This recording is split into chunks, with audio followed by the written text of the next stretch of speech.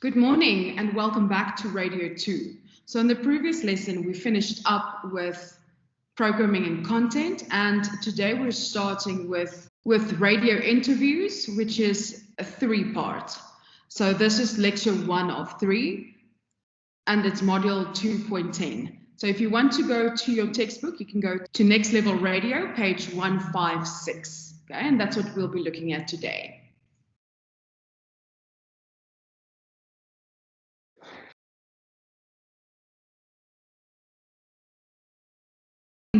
Okay, so the whole idea is to start teaching you all the necessary steps that need to be put in place for an interview to take place. Think about a couple of really good interviews that you've seen over the years, and in the same breath, think about some bad interviews that you've seen.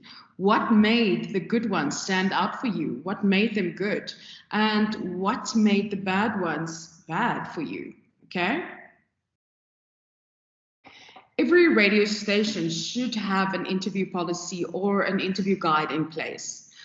The whole idea behind it is so that it can help guide you as a presenter in the process of conducting a good interview by instructing you to follow a couple of helpful techniques with regards to how to do the interview. Okay, so what we're going to look at now is the interview policy or an interview guide for XFM, which is a fictional radio station. It doesn't exist. If there is a real one out there, great. But for this exercise, we didn't use a specific radio station. An interview should be considered a feature and should have all the characteristics of a feature. So it should have a beginning, a middle, and an end, as well as a common thread throughout. All features must be target market related and must be passed by the program manager or the programming department.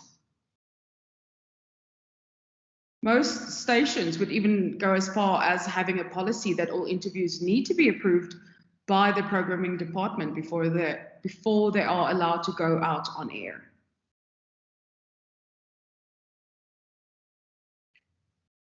So if we look at our fictional station, XFM.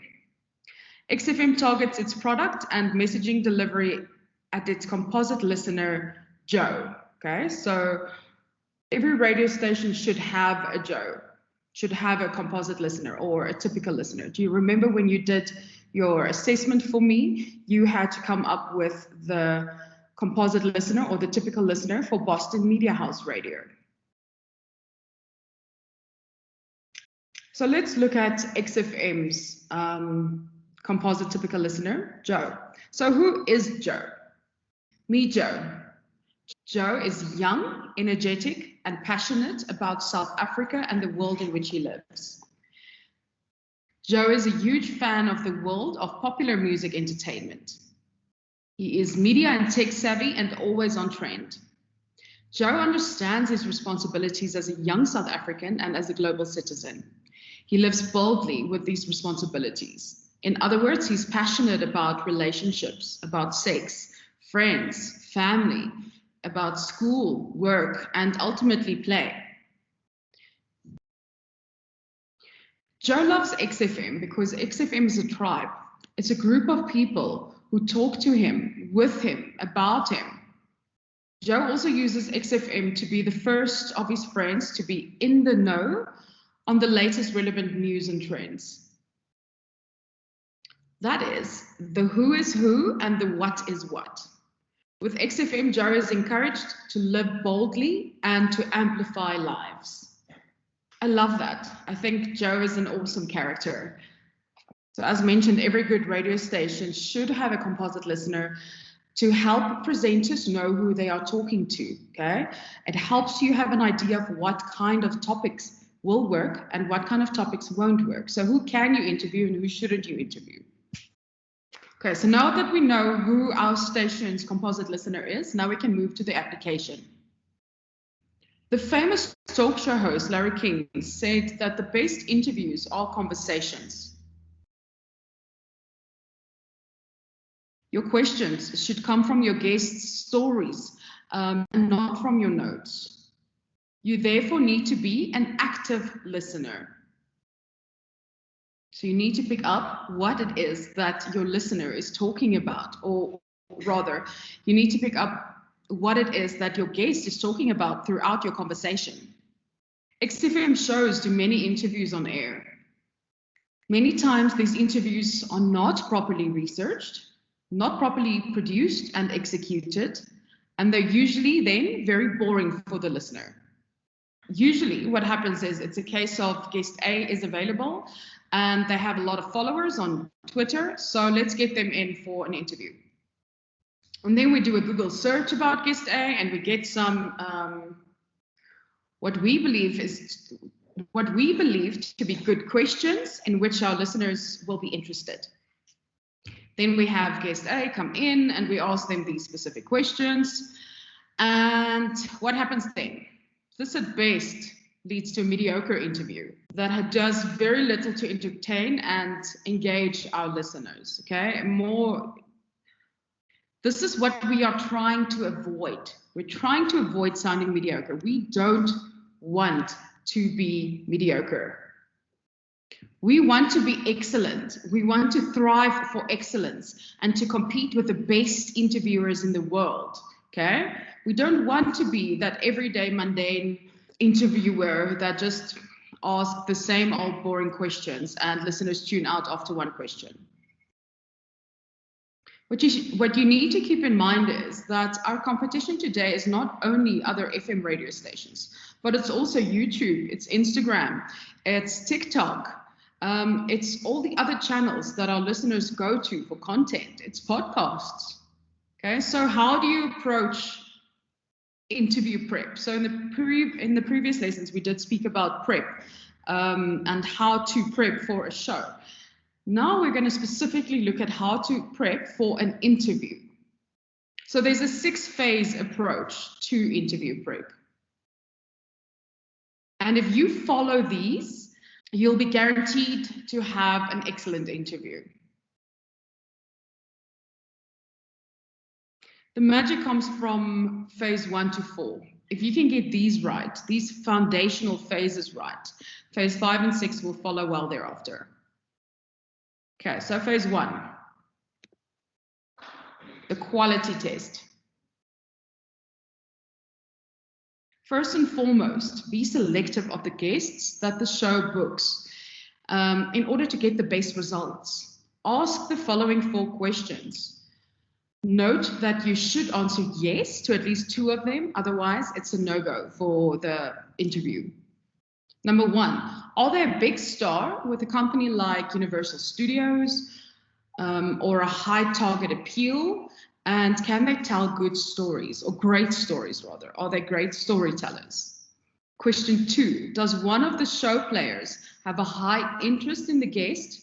And will this create great entertainment? So if someone who is part of your show, whether it's the host or whether it's a co-host, etc., if one of them have a really high interest in the guest, obviously they're going to be a lot more engaged from the beginning, okay? And there are possibilities that this can create great entertainment. Number 3, are they a great interview even though they aren't a huge name? There's a lot of people out there who are awesome people to interview, but they're not famous necessarily. And then number 4, will they set up one of the players on the show in some way? Okay, so will they bring something to the table that can be taken further? So now you've done this and you have said yes to 2 or 3 or all 4 of these. Okay, so you have your interviewee. So you have an idea of who your interviewee will be. Now, phase 2 is called the pre-production phase. What you do here is that you will spend at least 60 minutes longer preparing for the actual interview than the actual length of the interview will be. So you prep for an hour longer than the interview. If the interview is only a 10-minute, you need to prep for an hour and 10 minutes minimum. Remember to read biographies and get up to date on the person's career. So for instance, the movies in which they featured or the books that they've read, etc. Again, though, be careful of Wikipedia because that's not always factual correct. So the internet can be your friend, but it can also be your foe. So make sure that you do your research properly. Then what you do is you develop your first set of questions. Okay, so after you've done your research, you sit and you compile a list of questions. Next, you're going to develop a story arc.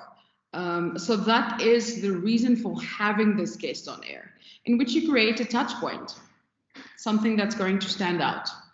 This could be a fun element that no other interviewer would do. So something, for example, a fun activity like a game. And now we move on to phase 3. Conduct a pre-interview interview. There isn't a spell mistake. It's literally a pre-interview interview.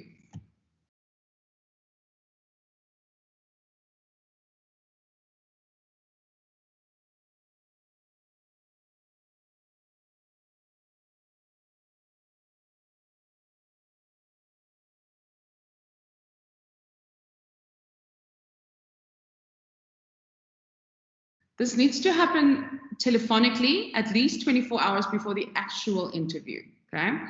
The pre-interview interview can be done by the producer or by the actual interviewer. So here you're going to ask your phase 2 questions. So the questions that you came up with previously here in pre-production is what you're going to ask your interviewee here. Ask the guest how they feel about the story arc, so the touch point, and the fun element that you've developed. So ask them about the game that you're planning to play. Keep notes about their answers. So keep notes about what has potential for great answers or great stories, and which questions received mediocre answers. Gauge the interest in the story arc, game, or the fun element you want to develop.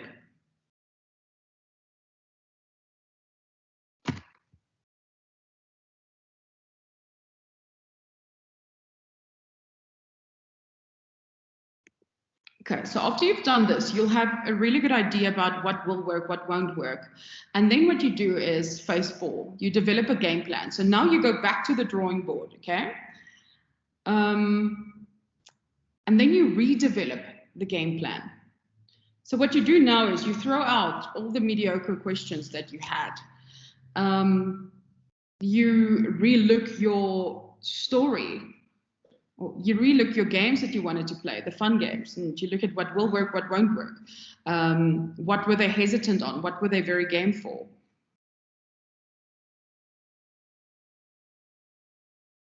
What had the potential to have really great answers? Make sure that you have at least 3 great stories that you want the guest to tell. Develop a plan on how the conversation is going to run. So how are you going to do your intro and your middle and your ending? Plan the open-ended questions that you're going to ask. Develop and produce that fun and different element. Okay, so all of that is what happens here. It's really important that you realize phase 1 to 4 in this approach tends to all be done by the producer,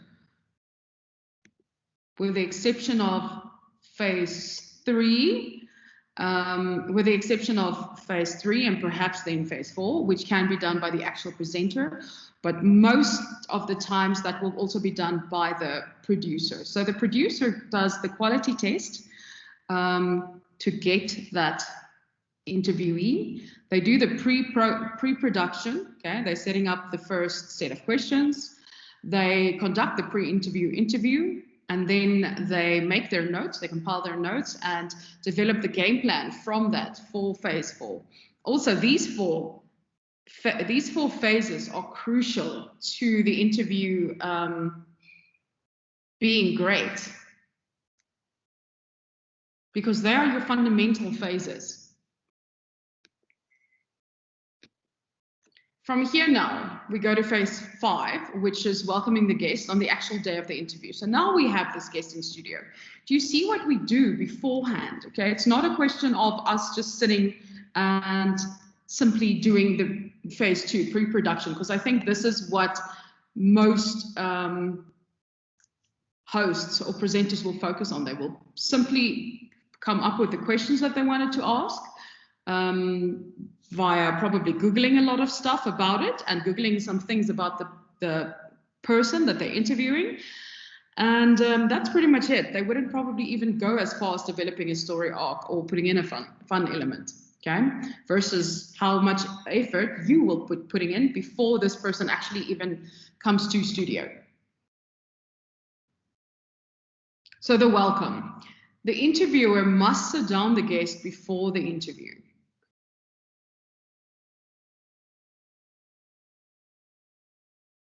Communicate with them. Tell them what the 3 stories are that you want them to tell. So what you want to get them to tell on air. Make them feel welcome. In other words, make the interview an enjoyable experience for them. Make coffee or water or tea and so on if these drinks are available. Have some merchandise available for them. Why do we do this? Why are we trying to make him seem as comfortable as possible? Why are we trying to make them seem as comfortable as possible? By focusing on their human side in this matter, you'll make them feel more comfortable and will, as a consequence, achieve more from them being there. You'll have a better interview at the end of the day.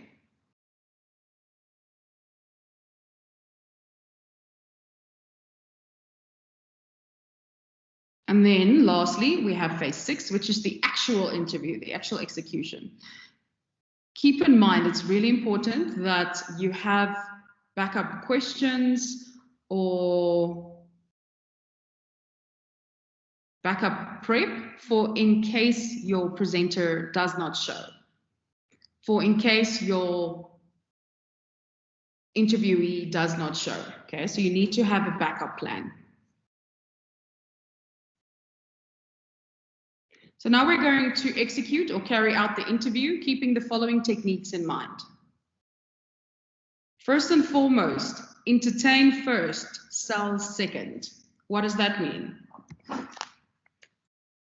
Take a page from a late night talk show. Take a page from late night talk shows and discuss what your guest is promoting during the last part of the interview. Okay, so you don't start off your conversation with that. You keep it for the end. Make it clear to the publicists or the handlers and so on that the show will promote the guest's project and that the goal is to have an entertaining and fun conversation. So you're going to do the fun part first before you're going to get to the selling part, get to the actual part as to why that person wanted to be on air. This will benefit the guest regardless of how famous they are, because you're entertaining the audience first, okay?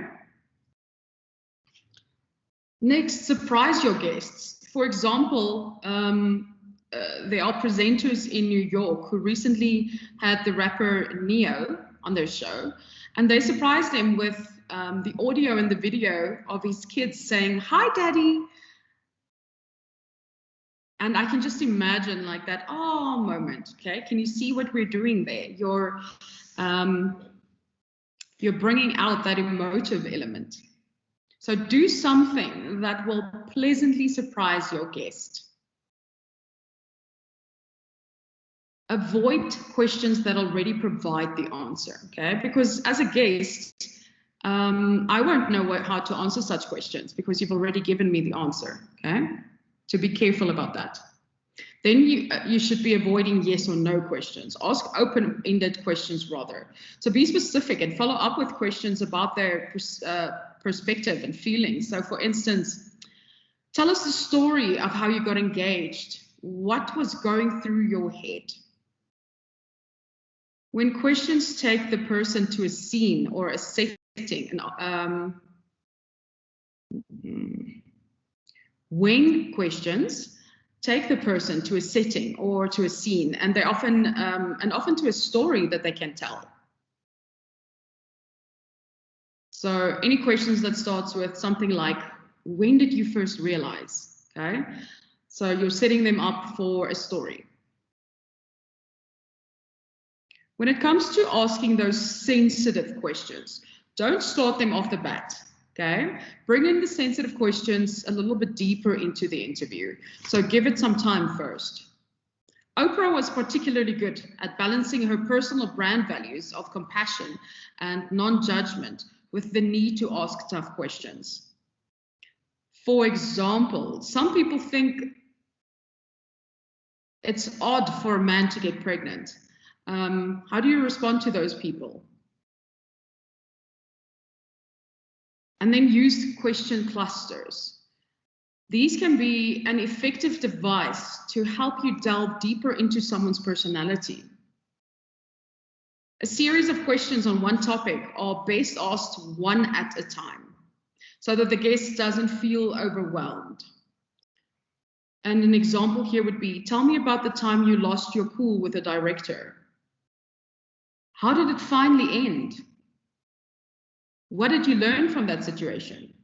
So you'll do it one by one, not all at once. Think about yourself. Hey, how do you react in a situation like that? Do you get confused? Do you maybe perhaps forget one of the questions, and then you'll have to go back and ask, what was the other question again? You do get cases where guests aren't available for pre-interview interviews. And in cases like that, it would be wise to invite the guest to come through after your show and to pre-record this interview. Why are we doing this? Why am I now going to rather pre-record the interview than put this person live on air simply because I couldn't have the pre-interview interview? Because a pre-recording will mean that I would be able to get the best out of the guest while they are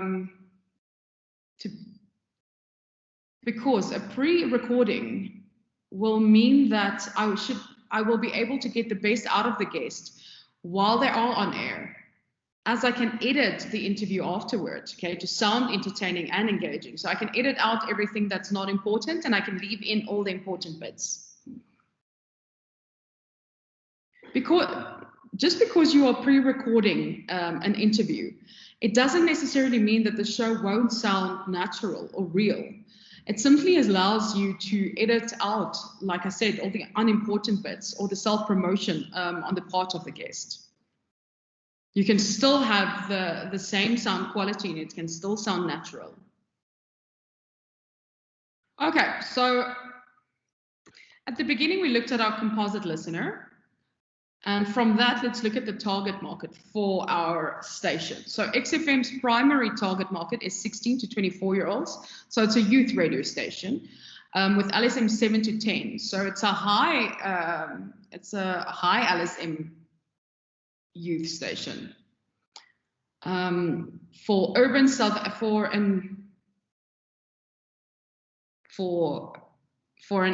African who is trendy, progressive, and aspirational, which means the following.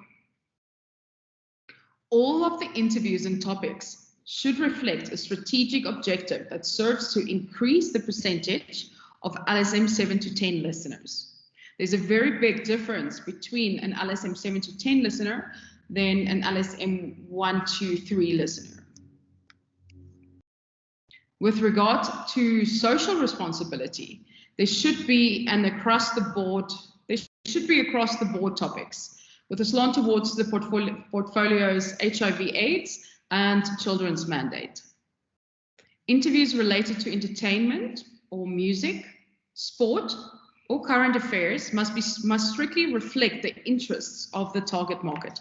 So if you want to talk about music, it doesn't help that you get, for instance, someone like Bon Jovi on air, okay? Because Bon Jovi is not aimed at the 16 to 24-year-old LSM 7 to 10 urban South African. So it won't necessarily go down as well as you want it to. This is all things that you need to keep in mind, okay, when conducting an interview. So just quickly to recap. You need to first and foremost understand who you are speaking to. So who is your composite listener of your radio station? Once you have an idea of who that person is, you can now start with the actual application. You can start searching for your interviewee. Keep in mind, this should be a more of a conversation, okay? And you need to be an active listener for it to be a great interview. Don't stick to the normal guest A comes into studio, you ask him question 1 to 5 that you found that you think will be great on air, which actually is really mediocre and sounds very boring on air. Okay, so phase 1 again, doing the quality test. So checking, are they a big star with a big company, or do they have a high target appeal? Can they tell great stories? Does one of the show players have a great interest in this specific guest? And will it create great entertainment? Are they a great interview even though they aren't a huge name?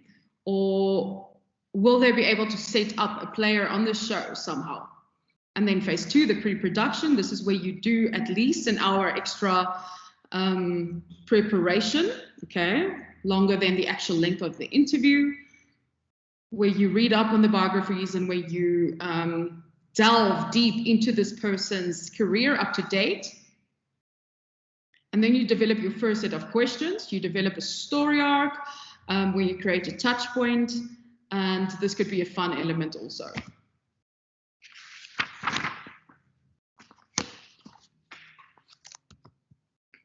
Then you move on to phase 3, where you conduct the pre-interview interview, which is normally about a 10-minute telephonic interview with a guest,